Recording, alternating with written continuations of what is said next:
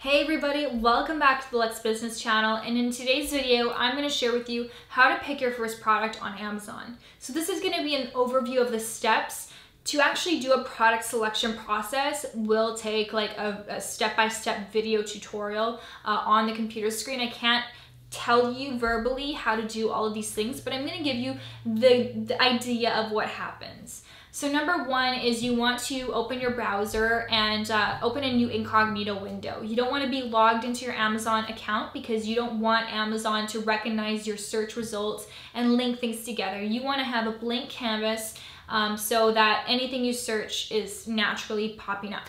So you go there and then, you might already have an idea of what category you want to sell in. Maybe you want to sell in beauty, in baby, in dogs, in home, whatever it might be, kitchen. So select a category that interests you, and then what you'll do is you go to the best sellers. There's a button for that. Go to the best sellers and then browse that area and just look at the products, get some ideas. Any product that kind of spikes your attention, piques your attention, then put that into a spreadsheet. I would recommend starting a Google Docs spreadsheet. It's very accessible. Put the product there with the link to the Amazon product and just leave it there for now. So we're just coming up with a list of product ideas. And then, if you have some ideas in your own mind that you think could be great Amazon sellers, you could actually type those in on Amazon and see what comes up. And then you click on the product and scroll down to the best sellers rank. So the BSR stands for best sellers ranking, and basically it indicates to you how well this product is selling on Amazon. So a product with a lower BSR sells better. A product with a higher BSR sells worse. I know it's a little bit counterintuitive, but that's how it works. So if the BSR is 1, it is selling like crazy on Amazon. If the BSR is 500,000, not as much. And remember that the BSR is going to be different for each category on Amazon. So you're going to have to know what the BSR ranks are.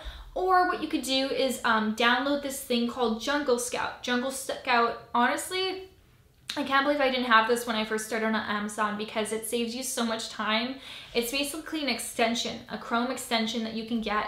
It goes onto your Chrome browser, and whenever you click on a product, you can basically click on the Jungle Scout Chrome thing. It's gonna spin it. It's gonna take a couple seconds to do the research. It's gonna make a list of the products using that keyword, what the average selling price is, what the profits are, how much they're making every month, and it's going to tell you whether it has low, medium, or high competition and low, medium, or high demand. And it's just honestly such an amazing plugin.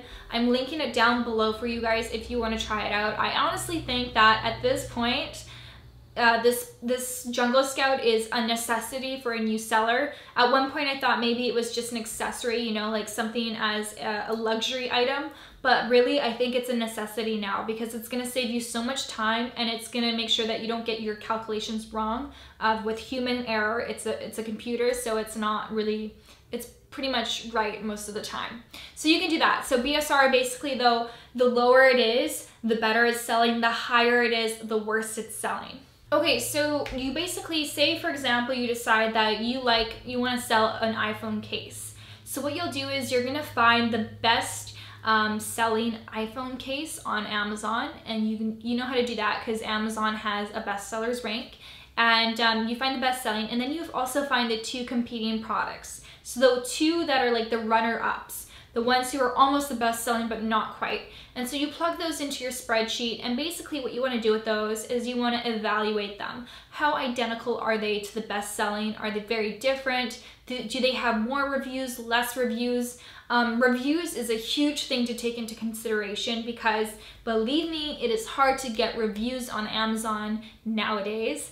So some sellers might have 5,000 reviews. Honestly, I would never compete with that. That's just way too hard. I know I'm never gonna have 5,000 reviews. It's not a limiting belief, it's just a fact.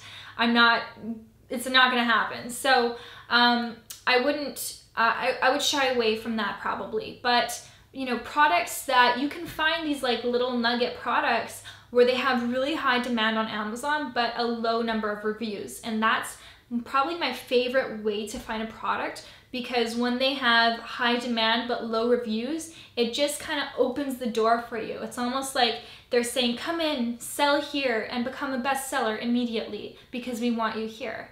It's really an awesome thing. It's almost like they're giving you a gift. So I call them the little nuggets. They're the little golden nugget products. Say for example, it's this gold-plated journal, and this thing is selling like crazy. The BSR is very low for its category, but there's only 150 reviews for the #1 selling item. The second runner-up has 200 reviews maybe, the third runner-up has 50 reviews.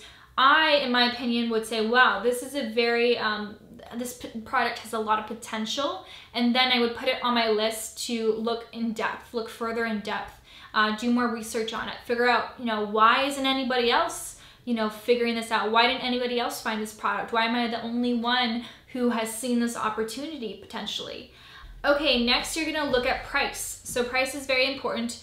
I would recommend that you don't find a product under $10, because anything on Amazon under $10 can be considered an add-on item. Add-on item basically means that if someone wants to buy that product, they actually have to have $35 worth of merchandise in their shopping cart before they can check that out. So if your product is $9, somebody won't be able to buy it right then and there. They'd actually have to spend more money on other products just so that they can buy your product. So that's really inconvenient for you, and that's gonna probably decrease sales. Plus, profit margins aren't that great under $10 anyways, unless you sell a killer amount of inventory, but we won't bet on that. So I would recommend anything from $19 up to, $80 is a good selling price. You do wanna make sure that you're branding yourself as the premium product, because you want to be the premium product. You want to make sure that the products that you get are the top quality products, because they're going to lead you to the most positive reviews, good feedback. They're going to lead to repeat buyers. You don't want to be that scumbag that just gets a shitty product that breaks a month after the person uses it. You don't want to be that person, and you don't want to be that brand.